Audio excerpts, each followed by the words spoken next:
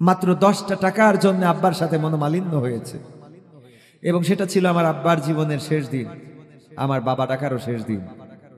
মাত্র 10 টাকার অভাব ছিল। 20 টাকা চেয়েছিলাম, ছাত্র শিবিরের অফিসে যাব, কিশোর কণ্ঠ কিনবো এবং একটা প্রকাশনী নেব। আব্বা বললেন 10টা টাকা আজকে দিচ্ছি, নিয়ে যাও, আর 10 টাকা কালকে মাহফিল করে এসে দেব। আমি বললাম মাত্র 20 টাকা চাইলাম, এটাই দিতে পারবেন না? আব্বা দিয়েছিলেন, কিন্তু সেই কষ্ট থেকে 10টা টাকা দিয়েছিলেন। ওই রাতটা ছিল আমার আব্বার শেষ রাত, শেষ দিন বের হয়ে আসা, এবং পরের দিন এই মানুষটার জীবন্ত বাড়িতে ফেরেন নাই। যে 10 টাকার অভাব ছিল সেই 10 টাকা না এখন প্রতিনিয়ত প্রতিদিন 10,000 টাকা তো ইনকাম না করে ঘুমানো হয় না।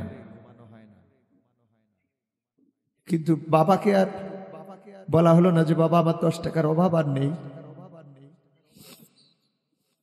বাবাকে আর কিছু কিনে দেওয়া হলো না যে বাবা এটা তোমার জন্য। তবে ওই দিন সেই 10 টাকা দিয়ে আব্বার জন্য একটা প্যাড কিনেছিলাম। আব্বা দাওয়াতনামা লিখতেন, কবুল লিখতেন যে আমি অমুক দিন অমুক তারিখে অমুক গ্রামের এই দাওয়াতটা নিলাম এবং সেখানে যথাসময় উপস্থিত থাকবো ইনশাআল্লাহ। লিখে তখনকার সময় দাওয়াত, এখন তো ফোনে কথা হয়, ফোনে দাওয়াত নেওয়া হয়, আব্বা তখন প্যাডে দাওয়াত নিতেন, ওই যে প্রেসক্রিপশন যেভাবে করে ওইভাবে।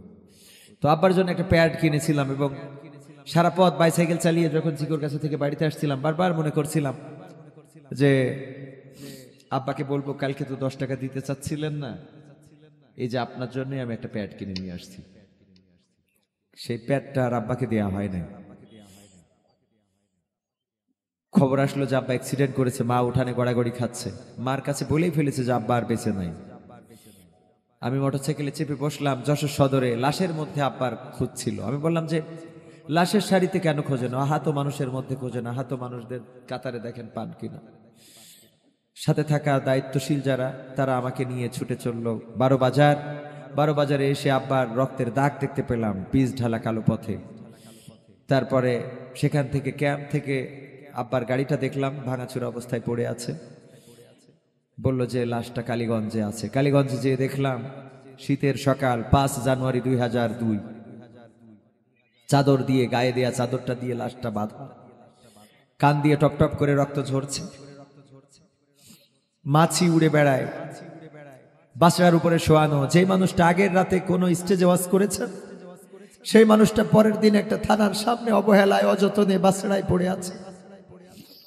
চিৎকার করে আব্বা বলে ডাক দিলাম, কতবার ডাকলাম, আর আজকে 23টা বছর ডাকি সেই আব্বা ডাকটা বাতাসেই মিলিয়ে যায়। দূর থেকে দূরে ধ্বনি প্রতিধ্বনিত হয়, কিন্তু কেউ আর জবাব দিয়ে বলে না খোকা আমি এখানে।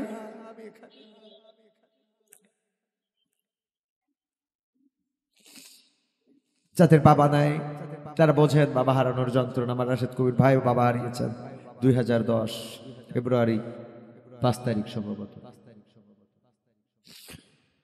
তো আমাদের মাথায় রাখতে হবে পিতামাতা যতদিন আছেন ততদিন আমাদের নিয়ামত রয়েছে, রহমত রয়েছে, বরকত রয়েছে, নাজাত রয়েছে, জান্নাত রয়েছে। সে জান্নাতটা অর্জন করে নিতে হবে। এমন অনেক সন্তান আছে পিতামাতা থাকতে একটা শাড়ি কিনে দেবে, একটা লুঙ্গি কিনে দেবে, ঈদের সময় এক জোড়া জুতা কিনে দেবে, এটা করে না। অথচ পিতামাতারা এমন, কিছুক্ষণ আগে আমার দুলা ভাই বলছিলেন যে ওনার শ্বশুর এমন একজন ব্যক্তি ছিলেন, সন্তানদেরকে, সম্ভবত আমার বোন বলছিলেন, আমার দুলা ভাই এখানে বসা একসাথেই ছিলাম, বলছিলেন যে আব্বা কখনো শিক্ষকতা করেছেন কিন্তু কোনো অভাব রাখেন, 1800 টাকা বেতন পেয়েও সংসারের সব চাহিদা পূরণ করেছেন। বলেছেন কোন চাওয়া যদি থাকে প্রকাশ করবা, মনের মধ্যে রাখবা না, আমি যতক্ষণ আছি, যতদিন আছি সেটা পূরণ করার চেষ্টা করব। বাবারা তো এমনই হয়, মা বাবাকে যারা খেদমত করে না এদের মতো হতভাগা, এদের মতো দুর্ভাগ্য আর কারো হতে পারে না। খেদমত করতে হবে মা বাবা থাকতে। মা বাবা চলে গেলে ওই যে বলে যে সময় গেলে সাধন হবে না। মাকে একটা শাড়ি কিনে দিয়ে যদি একটু হাসিটা নিতে পারেন, এটা আপনার জান্নাতের ওসিলা হয়ে যেতে পারে। মাঝে মাঝে চিন্তা করি, যেদিন টাকা ছিল না সেদিন বাবা ছিল, যেদিন পয়সা ছিল না ওই দিন আব্বা ছিলেন। ও তুমি জিন্দা থাকতে এক মুঠো ভাত ও তুমি জিন্দা থাকতে এক মুঠো ভাত দাও নাই মা বাবার মুখে, মরলে খাওয়াও পাড়ার লোক ডেকে, রে মোহন আমার মরলে খাওয়াও পাড়ার লোক ডেকে। ও তুমি জিন্দা থাকতে এক মুঠো ভাত, জিন্দা থাকতে এক মুঠো ভাত দাও নাই মা বাবার মুখে, মরলে খাওয়াও পাড়ার লোক ডেকে, রে মোহন আমার মরলে খাওয়াও পাড়ার লোক ডেকে, মরলে খাওয়াও পাড়ার লোক ডেকে, ও মোহন আমার মরলে খাওয়াও পাড়ার লোক ডেকে। মাসে মাসে অনেক টাকা তুমি ব্যাংকে রাখো জমা, বাড়ি বাড়ি ভিক্ষা করে তোমার বাবা মা, ভাইয়ের তোমার বাবা মা। মাসে মাসে অনেক টাকা তুমি ব্যাংকে রাখো জমা, বাড়ি বাড়ি ভিক্ষা করে তোমার বাবা মা, ভাইয়ের তোমার বাবা মা। তোমার বউয়ের হাতে সোনার বালা, বউয়ের হাতে সোনার বালা, দিন যাই তার কত সুখে, মরলে খাওয়াও পাড়ার লোক ডেকে, রে মোহন আমার মরলে খাওয়াও পাড়ার লোক ডেকে, মরলে খাওয়াও পাড়ার লোক ডেকে, ও মোহন আমার মরলে খাওয়াও পাড়ার লোক ডেকে। শ্রাদ্ধ করো উপোস থাকো তোমার সাদা কাপড় গায়, কেউ 5 দিন কেউ 40 দিন, তারপর ভুলে যায় ভাইরে, তারপর ভুলে যায়। শ্রাদ্ধ করো উপোস করো তোমার সাদা কাপড় গায়, কেউ 5 দিন কেউ 40 দিন, তারপর ভুলে যায় ভাইরে, তারপর ভুলে যায়। এমন বাবা মাকে সেবা না করলে, এমন বাবা মাকে সেবা না করলে, বাবা মাকে সেবা না করলে দিন কাটবে না তোর সুখে, মরলে খাওয়াও পাড়ার লোক ডেকে, রে মোহন আমার মরলে খাওয়াও পাড়ার লোক ডেকে, মরলে খাওয়াও পাড়ার লোক ডেকে, ও মোহন আমার মরলে খাওয়াও পাড়ার লোক ডেকে। ও তুমি জিন্দা থাকতে এক মুঠো ভাত, জিন্দা থাকতে এক মুঠো ভাত দাও নাই মা বাবার মুখে, মরলে খাওয়াও পাড়ার লোক ডেকে, রে মোহন আমার মরলে খাওয়াও পাড়ার লোক ডেকে, মরলে খাওয়াও পাড়ার লোক ডেকে, ও মোহন আমার মরলে খাওয়াও পাড়ার লোক ডেকে। ওগো মা তুমি এই ধরনের শ্রেষ্ঠ নিয়ামত, তোমারই পদ তলে রয়েছে জান্নাত, তোমারই পদ তলে রয়েছে জান্নাত। ওগো মা তুমি এই ধরনের শ্রেষ্ঠ নিয়ামত, তোমারই পদ তলে রয়েছে জান্নাত, তোমারই পদ তলে রয়েছে জান্নাত।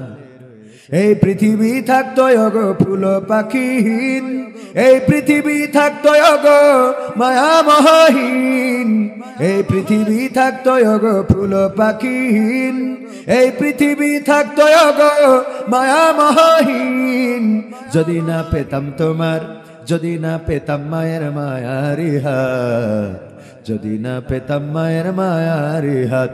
ওগো মা তুমি এই ধরনের শ্রেষ্ঠ নিয়ামত, তোমারই পদ তলে রয়েছে জান্নাত, তোমারই পদ তলে রয়েছে জান্নাত। কোরআনে আল্লাহ তাআলা তারই পরে মা বাপের কথা দিলেন, তাদেরও প্রতি সদা এহসান তরে, এহসান তরে। কোরআনে আল্লাহ তাআলা তারই পরে মা বাপের কথা দিলেন, তাদেরও প্রতি সদা এহসান তরে, এহসান তরে। তাদেরই খুশিতে যে আল্লাহর সন্তোষ, তাদেরই রাগে তেরা ভয় যে অসন্তোষ, তাদেরই খুশিতে যে আল্লাহর সন্তোষ, তাদেরই রাগে তেরা ভয় যে অসন্তোষ। খোদারি রহম তারা, খোদারি রহম তারায় ধরার বরকত, খোদারি রহম তারায় ধরার বরকত। ওগো মা তুমি এই ধরনের শ্রেষ্ঠ নিয়ামত, তোমারই পদ তলে রয়েছে জান্নাত, তোমারই পদ তলে রয়েছে জান্নাত। এই পৃথিবী থাকতো ওগো ফুল পাখিহীন, এই পৃথিবী থাকতো ওগো মায়ামহীন, এই পৃথিবী থাকতো ওগো ফুল পাখিহীন, এই পৃথিবী থাকতো ওগো মায়ামহীন, যদি না পেতাম তোমার, যদি না পেতাম মায়ের মায়ারি হাত, যদি না পেতাম মায়ের মায়ারি হাত। ওগো মা তুমি এই ধরনের শ্রেষ্ঠ নিয়ামত, তোমারই পদ তলে রয়েছে জান্নাত, তোমারই পদ তলে রয়েছে জান্নাত, তোমারই পদ তলে রয়েছে জান্নাত। মায়ের পায়ের নিচে জান্নাত। বিশ্ব নবী বললেন সেও যেন ধ্বংস হয়ে যায়। জিবরাইল আলাইহিস সালাম বললেন সেও যেন ধ্বংস হয়ে যায় যে তার পিতামাতাকে পৃথিবীতে অবশিষ্ট পাইল কিন্তু জান্নাত অর্জন করে নিতে পারল না। তাদের জন্য দুর্ভাগ্য যে বিশ্বনবী দোয়া করেছেন যে এই লোকটি যেন ধ্বংস হয়ে যায়। তো আমাদের যাদের মা আছে, বাবা আছে, আমরা মা বাবাকে খেদমত করি না, মা বাবার কথা মতো চলি না, মা বাবা যেভাবে রাখতে চান সেভাবে আমরা থাকতে চাই না। মা বাবা চান মেয়ে যেন পর্দা করে চলে, মেয়ে যেন অন্যায় সম্পর্ক না গড়ে, মেয়ে যেন সিরিয়ালের সামনে না থাকে, মেয়ে যেন লেখাপড়া ভালো করে করে, মেয়ে যেন পর্দা আল্লাহ রাব্বুল আলামিনের হুকুম যেটা ওয়া করনা ফি বুয়ুতিকুন্না ওয়ালা তাবাররাজনা তাবাররুজাল জাহিলিয়াতিল উলা। ওগো নারীরা তোমরা পর্দার মধ্যে থাকো, জাহেলি যুগের মেয়েদের মতো সাজুগুজু করে নিজেদেরকে প্রদর্শন করে বেড়ায়ও না। এই কথা আল্লাহ রাব্বুল আলামিন বলে দিয়েছেন। অনেক মা বাবাও চান কন্যাদের ব্যাপারে যে তারা যেন এটা মেনে চলে, কিন্তু অনেক কন্যাই চান না যে মা বাবার এই অনুশাসন মেনে চলতে। তসলিমা নাসরিন বলে একজন মেয়ে, আপনারা জানেন যে লেখিকা বাংলাদেশে ছিল। তার পিতামাতা খুবই ইবাদত বন্দেগী করা মানুষ এবং তসলিমা নাসরিনের লেখায় পড়েছি যে তার পরিবারটাও অনেক ইসলামিক, কিন্তু এই মানুষটারে আল্লাহ জাহেল করে দিয়েছে। এতটাই জাহেল যে পিতামাতার অনুশাসন তো মানেই নাই, ইসলামের অনুশাসন তো অ্যাভয়েড করেছেই, বরং এতটাই নিকৃষ্ট যে সে আল্লাহ বলে কিছু আছে এটা বিশ্বাস করে না, রাসূল সাল্লাল্লাহু আলাইহি সাল্লাম জাল্লার প্রেরিত রাসূল এটা বিশ্বাস করে না, পরকাল ফেরেশতা মালাইকা এগুলোতে বিশ্বাস তো নাই, বরং সে মেয়েদের ব্যাপারে এমন এমন পচা কথাগুলো বলেন যেগুলো কল্পনাতীত। তার বক্তব্য ছিল যে ছেলেরা যদি তারা বাড়ি মাঠ থেকে কাজ সেরে এসে ওপেন খোলামেলা বসে বাতাস খাইতে পারে তো মেয়েদের কেন পারবে না, মেয়েরা কেন তাদের এত আটঘাট করে চলতে হবে, কেন তাদের এত পোশাক পরতে হবে, এই জাতীয় নোংরা কথাবার্তাগুলো তার বইয়ে তার লেখায় এখন পর্যন্ত তার একটা পা পঙ্গু হয়ে গেছে, পা কেটে বাদ দিতে হয়েছে, তারপরেও এখন পর্যন্ত এই নোংরা কথাগুলো এভাবেই সে নিজেকে উপস্থাপন করে। আল্লাহ তার হয়তোবা কপালে হেদায়েত নসিব করবে বলে মনে হয় না, কিন্তু এই কথাটা এই জন্য বলতে চেয়েছি যে সে একদা লিখেছে যে আমার মা বাবা তারা নামাজ তাহাজ্জুদ গুজারি মানুষ, তারা নামাজ পড়তেন এবং আমাকে চাইতেন আমি যেন নামাজি হয়ে যাই, আমি যেন রোজাদার হয়ে যাই, তো এরকম চাইতেন, কিন্তু সন্তান সেভাবে হয়ে ওঠে নাই। তো পিতামাতা থাকতে আমরা আমাদের অবশ্যই কদর করতে হবে এবং আমরা যেন জান্নাত অর্জন করতে পারি সেই চেষ্টাটা করতে হবে। আল্লাহ রাব্বুল আলামিন আমাদের সেই তৌফিক দান করুন। আর এখানে একটা সঙ্গীত আমি একটু শোনাতে চাই পিতামাতাকে নিয়ে, কারণ অনেকেই আছে বেঁচে থাকতে পিতামাতার খোঁজ খবর নেয় না, কিন্তু মারা যাওয়ার পরে কিছু কাজ করে। বলবো দুলা ভাই?